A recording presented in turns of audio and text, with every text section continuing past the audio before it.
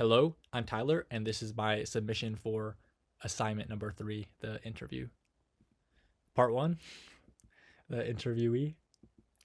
I interviewed Linda Gonder, a CPA who operates an independent tax practice focused primarily on income tax preparations. She actually didn't intend on becoming a CPA at first. She started as a clerk and eventually realized she'd be more successful as a licensed CPA.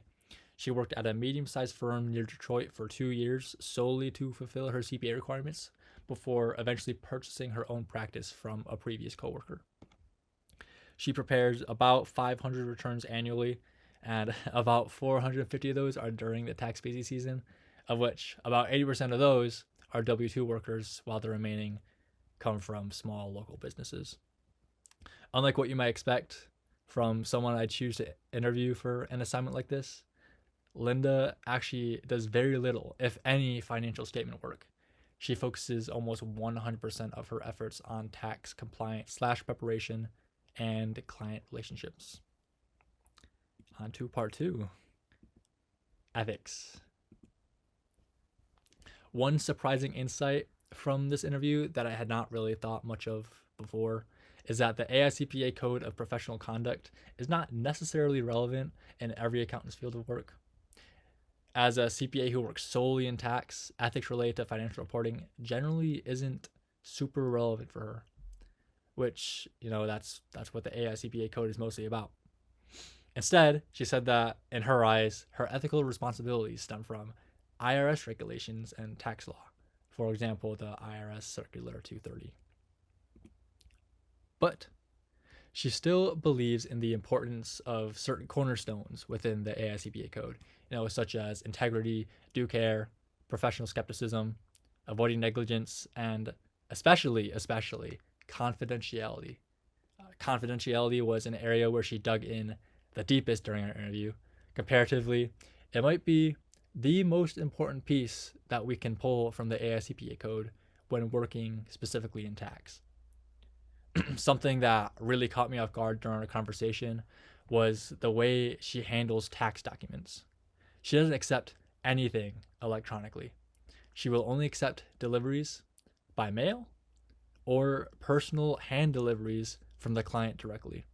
And of course, that's to help protect her client's information. She also spent a few minutes talking about professional skepticism, which she said she uses both in her professional career and personal life. She regularly finds herself questioning certain suspicious transactions, checks, and other client-provided information. This sort of due diligence is crucial in the tax profession. She has ended up finding major fraudulent checks and expenses in client records, which ultimately led her to, as she says, firing her clients in the past. Beyond literal fraud, though, clients can be prone to making mistakes. No one's perfect. Even though CPAs generally aren't liable for mistakes in information provided by clients, this sort of special attention that she has, it helps her build trust, which is another very important topic that she stressed, but something that seems often to be glossed over by a lot of people, even though it still fits under the larger umbrella of ethics. She says actually 25% of her job is spent solely on client relationships, but also believes this is different than simply socializing with the client. As a CPA, it's important to have your clients' trust.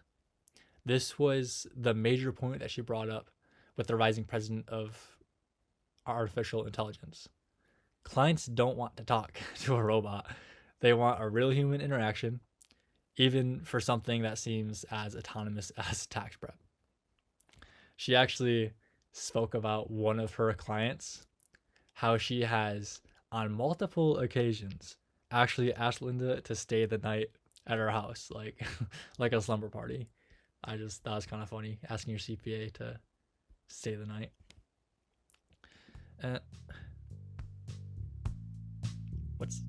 Do you hear that?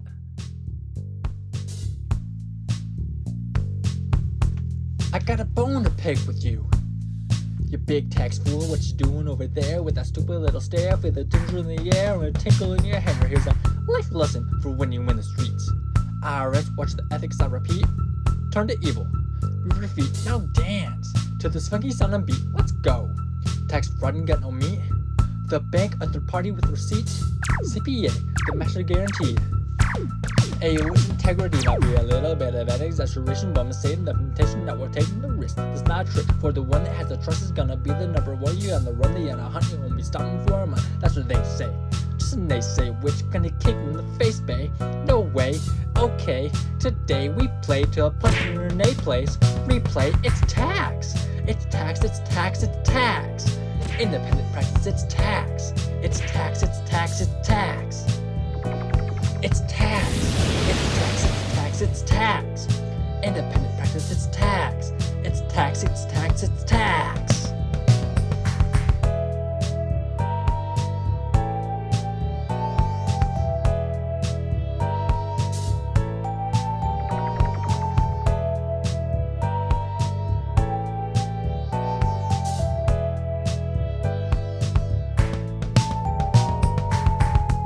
I've got a code to follow through on the 230s in my crew. Nothing else can compare. Tax ethics, I'm aware. I won't even say a prayer. No, it should be in repair.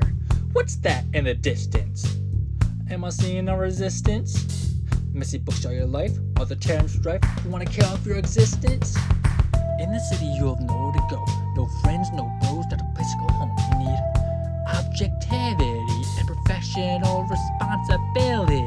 Kinda glad when I think about it now, cause this life, it's all about due care and compliance for the client. I'm relying Iris, a sleeping giant. Be a little bit of speculation with the way that we're playing this elation. Not escaping in a joke, bro. Yo, oh no, don't joke. I provoke, no quote in the throat. Why see collective cynicism when I speak professional skepticism? I'ma give you corrective criticism. There's more beyond public. It's tax. It's tax. It's tax. It's tax. It's what? Independent practice. It's tax. Oh yeah. It's tax. It's tax. It's tax. Tax. It's tax. It's tax. It's tax. It's tax. Independent practice. It's tax. It's tax. It's tax. It's tax. This is for my fans. And I want you to know that I love you all. And this is my farewell. The IRS, they finally got me. Taxes were evaded, but everything finally comes to an end at some point.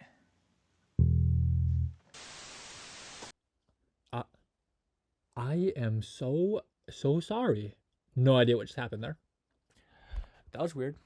That was kind of freaky, but I think it's fixed. I think we are good to keep going with part 3, the final part, with hopefully no more distractions. Part 3, the takeaway. Going into this interview, I didn't really know what to expect. I knew Linda did a lot of tax prep, but I hadn't realized it was nearly her entire job. During the first few minutes, I was internally debating whether or not I would need to find a different CPA to interview that has worked more closely with ethical issues. But as we got into it, I was pleasantly surprised. Linda didn't interact with or reference ethics in the same way that we've learned about in classes, but she brought an entirely new perspective that was rather eye-opening. Barring the 2 years she worked at a mid-sized firm, she has spent her entire career working within her own independent practice. And it was rather refreshing to listen to someone with such a unique background. But if I had to pinpoint one takeaway related directly to ethics, it would be that ethical behavior can often involve refusing work rather than trying to justify questionable conduct. It's something she spoke about multiple times during our chat, so it really stuck with me afterwards. On top of the ethical implications, doing work for a suspicious or questionable client is simply not worth the risk of losing your CPA license, especially when you operate your own practice. And these are just some of the specific topics I tried to include in the presentation.